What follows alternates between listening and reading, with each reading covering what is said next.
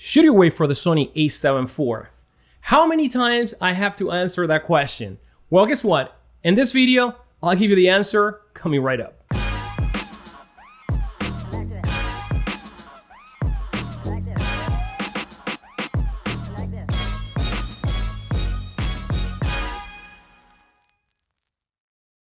Welcome back to the channel, guys. Gaston right here. And before we jump into this video, let me remind you about the giveaway of this camera that I have in my hand, minus the lens, of course, the brand new Sony A7C. I'm giving one away for free, and all you have to do is simply subscribe to this channel right now, enable notifications, and you must follow me on Instagram and Twitter at Gaston Shutters. I'll be making the announcement on Christmas, and this is a worldwide entry. So guys, good luck to all of you. So should you wait for the Sony A7 IV? And that is going to be an answer that is going to depend based on several factors. Factor number one, do you own a camera that can actually allow you to do the work that you're required to do? Is this going to be your first camera? Because the Sony A7 IV is the camera that we know nothing about. Nothing has been confirmed about this camera. And this camera, of course, there are being a lot of rumors. We have been covering rumors from, some of our sources, some of the other sites that have been covering information about the camera. But Sony hasn't told us anything about what this camera is going to be all about. Now, we can assume that the Sony A7 IV is going to be a better version of the Sony A7 III. It makes sense, right? But Sony has not made a lot of sense a lot of times. So take everything, we're saying and you hear with a grain of salt, guys, because we are expecting the Sony A7 IV be better in video and be better in photography. Now, a couple of things that we know or that we have heard is that the camera may have a high resolution sensor and that the camera may have 10-bit and record 4K up to 60p. But once again, Sony has not confirmed none of that information. So let's take for a moment the announcement of the Sony A7C and let's remember what happened there. When the Sony A7C was rumored, everyone for sure said that the camera was going to be $1,000 and that this camera was going to shoot 10-bit and it was going to do 4K up to 60p.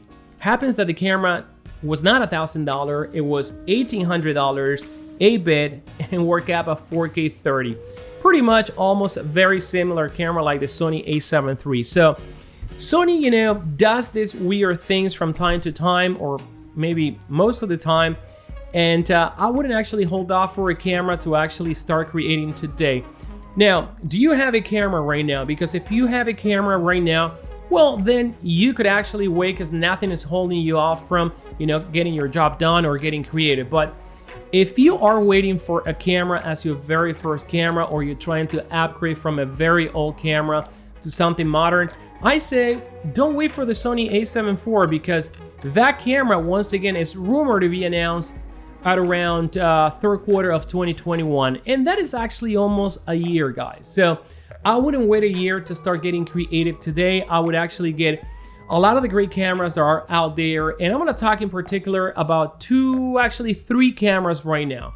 The first one is going to be the OG Sony A7 III, because that camera is still in 2020 and 2021 a great hybrid shooting camera with a 24 megapixel sensor, 4K up to 30p, 120 frames per second in HD, dual card slot, the FZ100 battery, and a lot of features. So has great ergonomics, all the dials you can ask for, all the custom buttons that you can ask for, and a very, very solid camera, guys. So you can get the camera right now for around $1,700, and there is a rumor that that camera is gonna be around $1,400 and $1,500 for Black Friday. So Black Friday is maybe a couple of days away from now.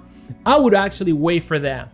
But again, if you want to get something a little bit more modern, and if you're getting the camera mainly for YouTube videos, shooting videos of the family, and photography is going to be something secondary, not as a professional thing, then the Sony A7C, I think, is a better camera in my opinion. And let me actually rephrase what I said. Not a professional thing when it comes to photography, not because of the features of the technology, but because of the ergonomics. This camera is not the best ergonomic camera ever created by Sony. In fact, it's actually less ergonomic than the A6600. It's more in line with the A6400.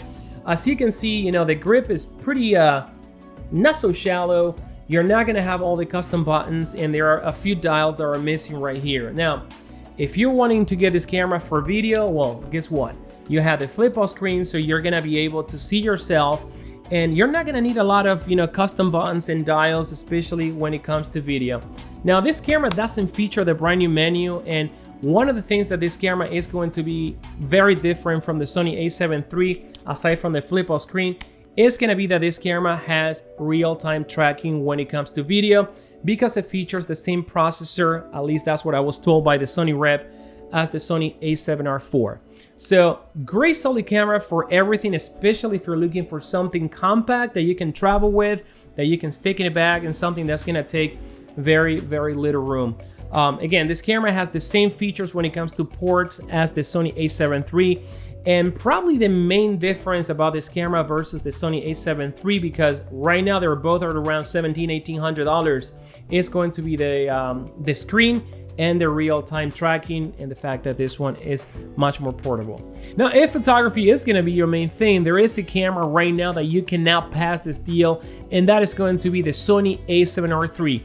You can find that camera right now for at around $2,100 in some sites, brand new, and even used for under $2,000. Now remember, when that camera was launched, that camera was $3,500, and what do you get with this camera? Well, you get a 42 megapixel sensor, you get 4K up to 30p, 120 frames per second in full HD, you also get dual card slot, you also get great ergonomics, the FZ100 battery, all the dials you may want, all the buttons you may want. So really great buy, guys, and I love that camera. I still use it these days, and that camera is also going to be great for video, guys. It's very similar as the Sony A7 III. It's not going to be as good in low light situations, but if you're not going to be required in shooting in super low light situation, that camera is going to do just fine.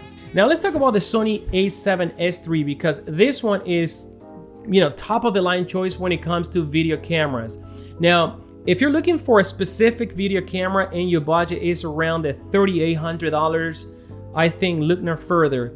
This is the camera to get, in my opinion. 4K up to 120 frames per second, a bunch of codecs to choose from, 10-bit 422, dual card slots, UHS 2, CF Express Type A card, great ergonomic, all the custom buttons and dials that you can ask for, flip out screen with brand new menus and also with touchscreen capabilities, and an almost 10 million dots EVF. So when it comes to video camera, I don't think that you can ask for anything better for 4K video today, or at least this is my opinion, or at least among the Sony cameras of this form factor.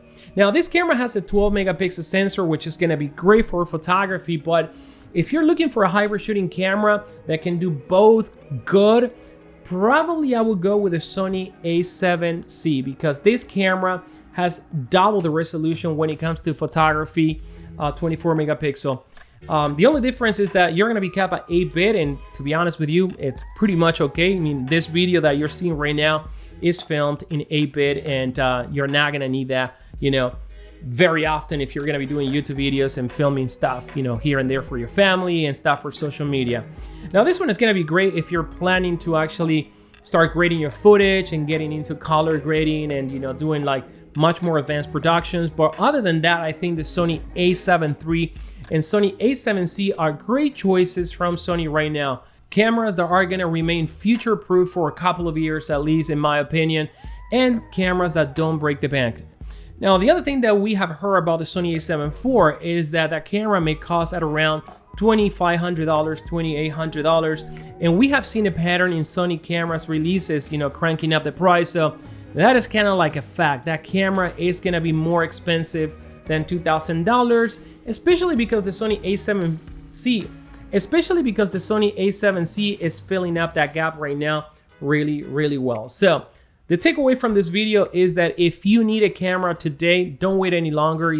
There are plenty of options, especially used stuff. A lot of people are getting rid of their gear, they want to upgrade, and this is a great time to shop on eBay or shop on Black Friday for some of the amazing deals. Now, if you already have a camera and you want to have the perfect hybrid shooting camera, then yes, if you don't mind waiting, wait for the Sony A7 IV. Let's see what Sony is going to have ready for us. But other than that, I don't think that any camera is going to make you less creative or more creative just because it has a couple of features here and there. So guys, Make sure to subscribe to this channel, and remember, it's always all about the line, it's always all about the composition.